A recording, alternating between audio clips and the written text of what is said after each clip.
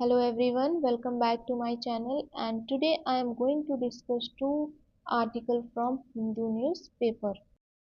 The first article is about democracy's paradox. First point, the article explains that citizenship in India is meant to be equal for all, but in reality the state sometimes treats some groups as more legitimate than others. This creates a paradox in democracy where everyone is equal legally but not always equal in practice. Article ये बताता है कि India में सब लोगों को equal citizen माना जाता है, लेकिन ग्राउंड रियलिटी में स्टेट कुछ लोगों को रियल सिटीजन जैसा ट्रीट करती है और कुछ को डाउट के साथ। और यही डेमोक्रेसी का पैराडॉक्स है कि इक्वालिटी लॉ में है पर प्रैक्टिस में नहीं। Second point, it highlights how documents deciding citizenship have created major problems. Many Indians specially poor, migrant, rural and marginalized communities don't have proper papers, making them vulnerable to exclusion even though they have lived here for generation. Citizenship prove करने के लिए documents की ज़रूरत होती है, पर बहुत सारे इंडियंस खासकर जैसे पुअर हो गए, माइग्रेंट्स, रूरल लोग के पास सही पेपर्स नहीं होते हैं और इसी वजह से जो रियल सिटीजन्स होते हैं, रियल सिटीजन भी एक्सक्लूजन का रिस्क फेस करते हैं. Third point, the article discusses how NRC procedure and verification process have become extremely complex. The burden of proving citizenship is placed on individuals, which becomes unfair because the state itself often fails to maintain accurate record. NRC जैसी process बहुत complex हो गई है. Burden हमेशा individual पर होता है कि वो अपना सिटीजनशिप प्रूव करे, लेकिन जबकि जो स्टेट के रिकॉर्ड्स हैं वो ही इनकम्प्लीट इनएक्यूरेट होते हैं और ये अनफेयर सिचुएशन क्रिएट होती है. Fourth, a major argument is that state sometimes chooses certain communities as authentic citizens while others face constant suspicion. This selective treatment weakens constitutional equality and creates division in society.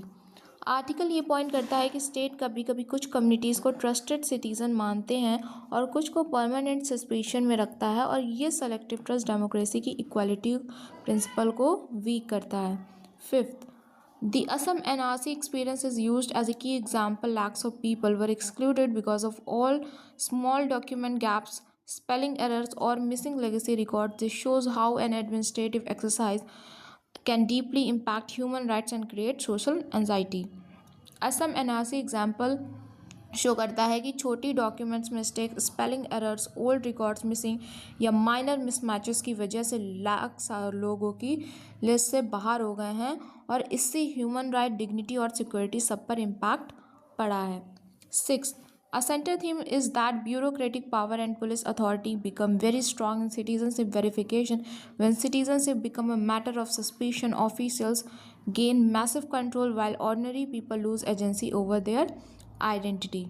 जब citizenship suspicion का subject बन जाती है तो bureaucracy और police का power बहुत ज़्यादा क्या हो जाए बढ़ जाता है और सिटीज़न का जो आइडेंटिटी उनके अपने कंट्रोल में नहीं रहता, बल्कि फाइल्स और वेरिफिकेशन ऑफिसर्स डिसाइड करते हैं.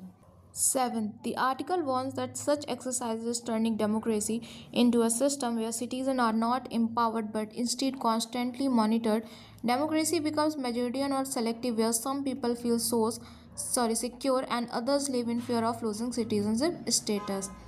7.6 के आर्टिकल ये वार्न करता है कि अगर ये पैटर्न कंटिन्यू हुआ तो डेमोक्रेसी एक ऐसी सिस्टम बन जाएगी जहां लोग एम्पावर्ड नहीं बल्कि कॉन्स्टेंटली मॉनिटर्ड और डाउटफुल फील करते हैं और कुछ लोग सेफ और कुछ लोग हमेशा रिस्क में हैं और यही डेमोक्रेटिक वैल्यूज़ के अगेंस्ट है. 8. Finally, the article argues that the true spirit of the Constitution demands inclusion, dignity, and fairness. A democratic state should not behave like it is selecting chosen people. It must ensure that every resident's rights and identity are protected without discrimination. And में article ये focus करता है कि constitution का real spirit inclusion, fairness और dignity है और ये स्टेट का रोल सिटीजन्स को चूज़ करना नहीं बल्कि सबकी प्रोटेक्शन और इक्वल ट्रीटमेंट इंश्योर करना है, चाहे उनकी बैकग्राउंड कुछ भी हो. The second article is about India Post Dhruva. First point, Dhruva stands for Digital Hub for Reference and unique virtual address proposed by Indian Post. It aims to standardize and share physical addressing using digital labels similar to email IDs so that address management becomes easier and more accurate across the country. Dhruva का full form है digital hub for reference and unique virtual address. India post इसको purpose कर रहा है ताकि पूरे country में physical address को डिजिटल लेबल्स के फॉर्म में स्टैंडर्डाइज किया जा सके, बिल्कुल ईमेल आईडी की तरह। Second point, the system will help improve governance, service delivery, and user experience. According to the Postal Department, it will reduce confusion caused by inconsistent or incomplete addresses, especially in rural and urban informal areas. इस system से governance, service delivery और user experience improve होगा। Address related confusion specially rural और informal urban areas में काफ़ी कम हो जाएगी। Third point, users will receive a virtual address label which will be linked to their actual physical address. This digital label can be authenticated and updated easily, enabling smoother deliveries, official communication and digital verification. Her user को एक virtual address label मिलेगा जो उनकी actual physical address से linked होगा और ये label easily authenticate, update या शेयर किया जा सकता है, जिससे डिलीवरीज और ऑफिशियल वेरिफिकेशन स्मूथ हो जाएगा। Fourth, India Post will divide every location into 12 square metre blocks each with a unique Dhruva PIN. This will help identify house even in remote and unplanned areas. The idea is to solve last mile delivery and address accuracy problem. Fourth point says कि India post हर location को 12 square metre blocks में divide करेगा और हर block को एक unique Dhruva pin मिलेगा। इससे remote, rural या अनप्लान एरियाज में भी एग्जैक्ट एड्रेसिंग पॉसिबल होगी। Fifth point, a new ecosystem will emerge. Address validation agencies, address information agents, and a governance entity like NPCI to manage the entire system. These players will authenticate addresses, manage user consent, and ensure transparency.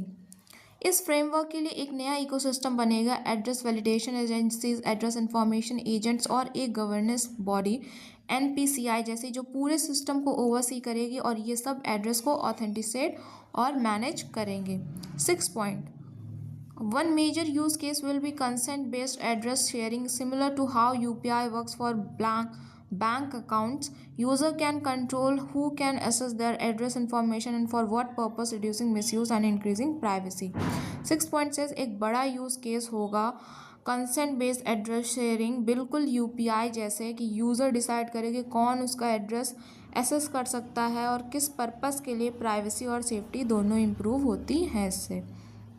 7th, Dhruva will also support digital platforms, public and private, by helping them verify addresses quickly. This will reduce failed deliveries, improve e-commerce efficiency, and simplify government schemes, communication, and doorstep service. Dhruva digital platforms public और private को address verify करने में help करेगा। E-commerce deliveries, government schemes की communication और door step services सब ज़्यादा accurate और फास्ट हो जाएंगी। 8 point, concurrent remain export overview. It may help urban governance but risk collecting too much personal data. If citizen does not consent to sharing addresses, the system may become ineffective. A draft law will be needed to legally support this framework and ensure privacy protection.